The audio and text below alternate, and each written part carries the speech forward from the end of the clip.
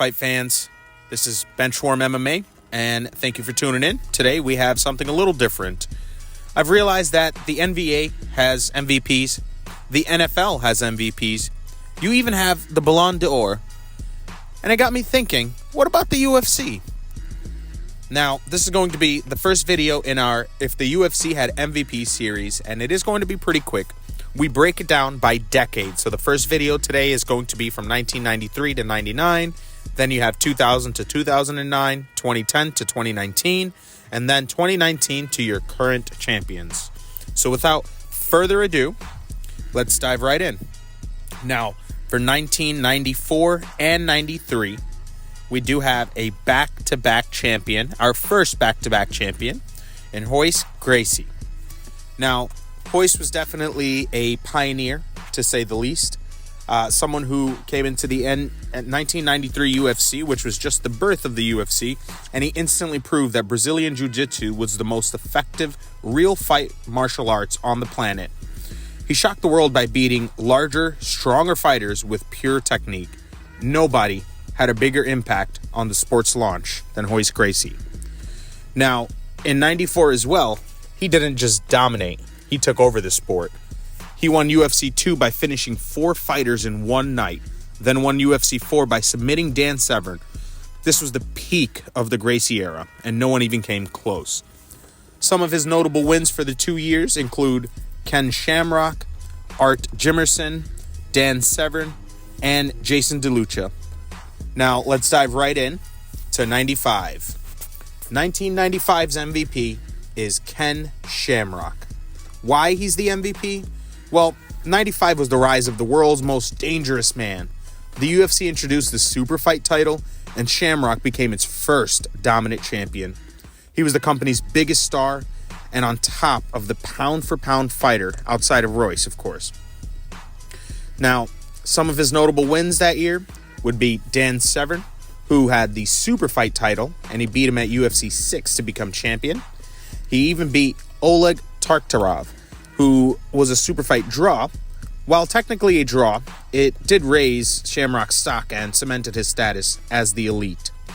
And we gotta say, his influence was huge. He headlined and carried the promotion throughout that year. Now, 1996 was a great year.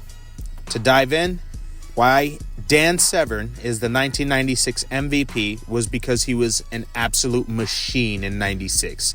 He defeated Shamrock to become the super fight champion, stayed extremely active, and dominated nearly everyone he faced. He was the strongest, most consistent heavyweight in the UFC.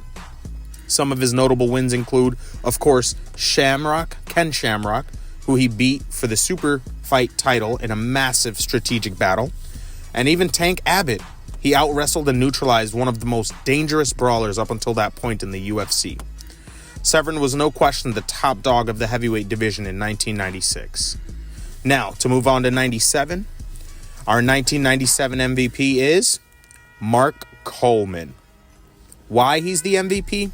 Well, Coleman bulldozed a lot of people through the UFC.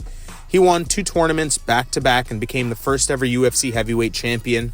His style of wrestling and ground and pound completely changed the MMA, in my opinion.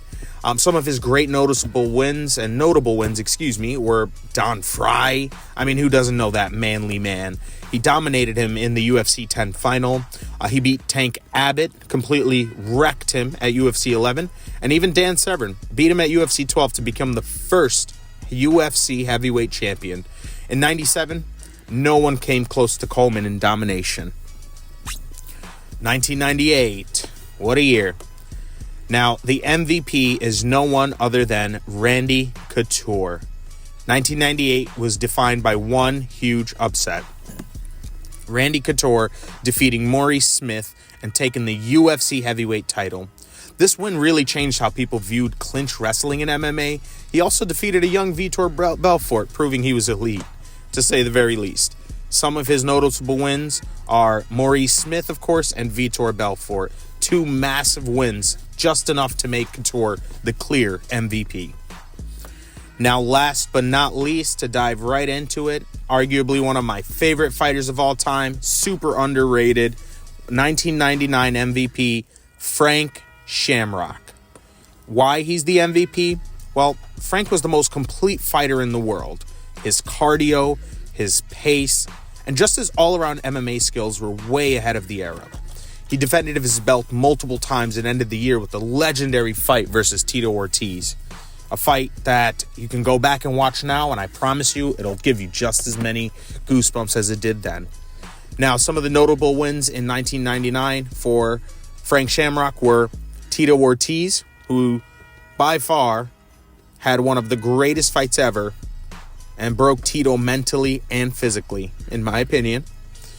Kevin Jackson as well is another name that comes up in a 20-second armbar over the Olympic champion is something not to be played with. And no one touched Frank's level in 1999. That's why, in my opinion, he's the easy MVP. Well, guys, if you made it this far in the video, I can't thank you enough for tuning in, for helping small creators like myself. Just want to grow, build a community that talks about MMA, loves MMA. Let me know what to do next, guys. It's been a pleasure. Don't forget to subscribe, like the video, share, and leave down in the comments who you believe would have been MVP in any of these years.